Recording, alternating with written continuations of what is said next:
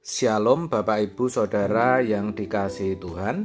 Seri pengajaran hari ini berjudul Merontokkan Manusia Lama. Hidup baru, lahir baru. Tentu kita pernah mendengar orang berkata, "Saya sudah hidup baru," atau "Kami sudah lahir baru."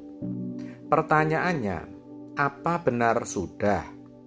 Apa yang dijadikan ukuran? Namun, apakah salah berkata begitu? Tentu tidak sepenuhnya salah, saudara. Apalagi yang mengucapkan adalah orang Kristen. Kan begitu. Tetapi mereka harus benar-benar mengerti hidup baru atau kelahiran baru itu apa atau seperti apa, sehingga mereka benar-benar bisa mengalaminya.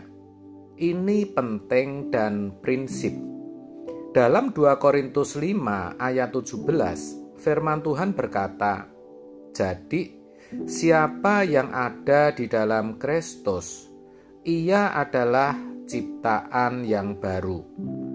Yang lama sudah berlalu, sesungguhnya yang baru sudah datang."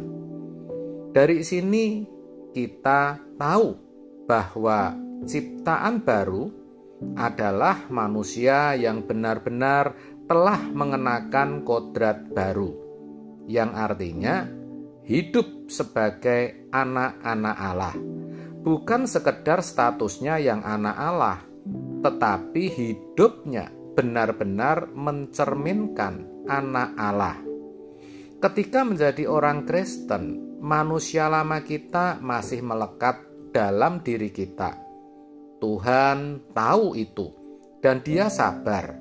Dia memberikan toleransi kepada kita. Namun, kita harus bertumbuh dewasa. Seiring pengenalan kita akan Tuhan, manusia lama kita harus semakin kita tanggalkan. Kita harus terus berproses menjadi manusia baru, dan itu tanggung jawab dan tugas kita seperti dituliskan dalam Efesus 4 ayat 22. Sayangnya, profil manusia baru itu tidak bisa kita bayangkan atau mengerti sampai kita benar-benar mengalaminya. Itulah luar biasanya kekristenan, di mana tidak hanya mengajarkan perbuatan baik, moral yang santun, budi pekerti yang luhur, etika yang baik, tetapi juga membentuk seseorang menjadi manusia baru. Itulah bedanya kekristenan dengan agama. Dan agar bisa menjadi manusia baru, kita harus mau benar-benar menanggalkan manusia lama kita. Itu tidak mudah, saudara, tetapi bisa. Kita harus total, serius, dan sungguh-sungguh mau menjalani proses. Kalau tidak, kita tidak bisa mendeteksi bahwa yang kita kenakan sebenarnya masih manusia lama yang tidak berkenan kepada Tuhan. Kalau itu keadaan kita, dan kalau jujur kebanyakan kita masih seperti itu, maka walaupun fasih berdoa, ambil pelayanan, atau bahkan jadi hamba Tuhan, kualitas hidup kita masih rendah dan kasih kita kepada Tuhan tidak mungkin murni. Saudara, kalau kita perhatikan orang yang bukan Kristen, yang tidak digarap Roh Kudus, ada bahkan banyak yang bisa santun, tulus, dan murah hati. Tetapi kemurniannya harusnya tidak seperti orang percaya yang mau berproses menjadi manusia baru. Orang percaya pasti dan harusnya memiliki standar atau kualitas hidup yang lebih baik. Maka memang sangat ironi ketika kita temukan orang-orang Kristen yang malahan lebih buruk kualitas hidupnya dibandingkan mereka yang bukan Kristen. Padahal mestinya kalau mau berproses untuk mengenakan manusia baru, standar kemurnian yang dimiliki pasti tinggi karena sesuai dengan standar kemurnian Allah. Bukan tidak membenci, tetapi sudah tidak bisa membenci. Penuh kemurahan, ketulusan, kemurnian yang luar biasa. Bukan lagi menjadi lebih murah hati, lebih sabar, tidak pelit, dan seterusnya. Tapi benar-benar bertumbuh dan berubah menjadi manusia baru. Itulah inti kekristenan, yaitu membuat umat pilihan benar-benar menjadi manusia baru dengan profil yang sesuai dengan kehendak Allah. Menjadi seperti Yesus atau sempurna seperti Bapa. Ini baru namanya dikembalikan ke rancangan semula. Tetapi jujur, yang lulus sampai tingkat ini sedikit, bahkan sedikit sekali. Banyak yang dipilih, sedikit, maksud saya banyak yang dipanggil, sedikit yang dipilih. Efesus 4 ayat 22-23, bahwa kamu berhubung dengan kehidupan kamu yang dahulu harus menanggalkan manusia lama yang menemui kebinasaannya oleh nafsunya yang menyesatkan, supaya kamu dibaharui di dalam roh dan pikiranmu. Dikatakan kamu. Jadi, yang menanggalkan manusia lama itu kita, bukan Tuhan. Tuhan memberikan kita firman. Roh Kudus pasti menuntun. Sangat jelas, saudara. Dan luar biasanya, Tuhan menggarap kita. Tuhan melihat manusia lama kita yang masih melekat, lalu Tuhan menggarap kita.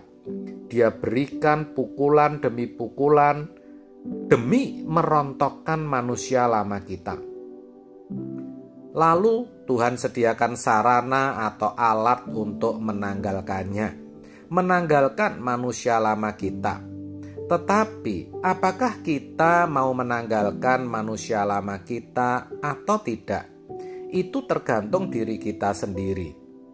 Kalau kita tidak mau, Tuhan tidak paksa. Tetapi satu hal, saudara, bahwa tidak ada bagian manusia lama kita yang diperkenan masuk kerajaan surga sebagai anggota keluarga kerajaan Allah.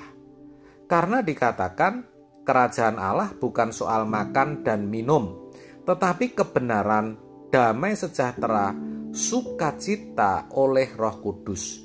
Roma 14 ayat 17. Artinya, kita harus berkeadaan benar atau sungguh-sungguh benar.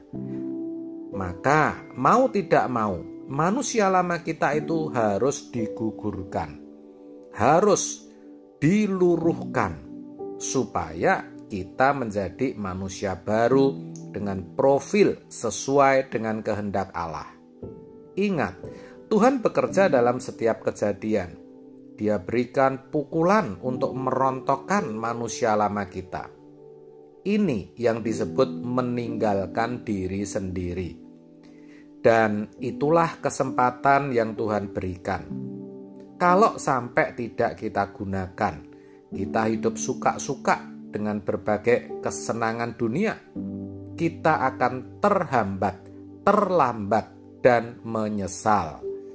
Maka ketika kita dihantam masalah atau suatu peristiwa hidup, kita harus mengerti bahwa di balik itu ada penggarapan Allah. Sayangnya banyak orang tidak melihat adanya tangan yang mengizinkan semua itu terjadi. Tidak menyadari bahwa itu sebenarnya proses pengudusan, proses penyucian, atau proses penanggalan manusia lama. Biasanya Tuhan pakai peristiwa kecil. Tapi kalau tidak bisa, Tuhan pakai peristiwa besar. Tuhan izinkan peristiwa-peristiwa besar yang mengejutkan, menguras perasaan, yang membuat pahit, supaya manusia lama itu benar-benar luruh.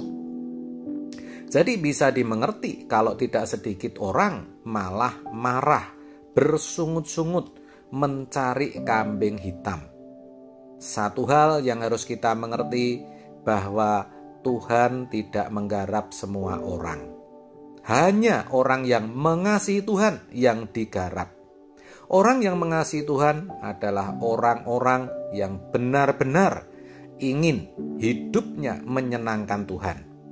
Kalau manusia lama kita digugurkan, diluruhkan, dirontokkan, kita meninggalkan manusia lama kita, maka kita hidup baru.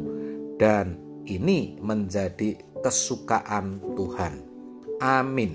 Tuhan Yesus memberkati.